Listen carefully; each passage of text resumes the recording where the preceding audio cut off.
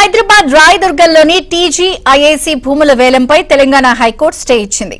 Survey number 83/1లో ఇటీవల నిర్వహించిన భూముల వేలంపై 3 వారాలు స్టే విధించింది. దీనిపై కౌంటర్ దాఖలు చేయాలని ఎస్బీఐ, టీజీఐఏసీ, గౌర వెంచర్స్ కు నోటీసులు జారీ చేసింది. రాయదుర్గంలోని పన్మక్తలో టీజీఐఏసీ జరిపిన భూముల వేలంపై ఎస్బీఐ హైకోర్టును ఆశ్రయించింది. ఆ భూములు తమవేనంటూ పిటిషన్ దాఖలు చేసింది. దీంతో విచారణ చేపట్టిన ఉన్నత న్యాయస్థానం వేలంపై స్టే విధించింది.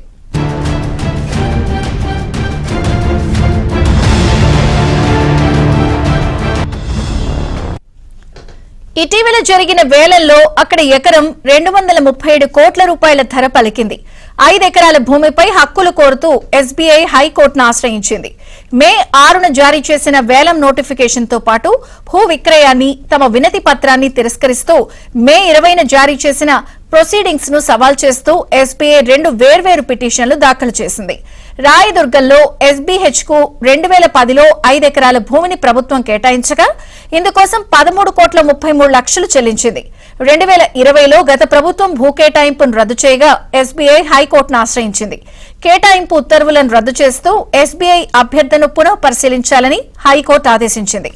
అనంతరం 2024లో ప్రస్తుత ప్రభుత్వం కూడా ఈ కేటాయింపును రద్దు చేయడంతో ఎస్బీఐ మరోసారి హైకోర్టును ఆశ్రయించింది.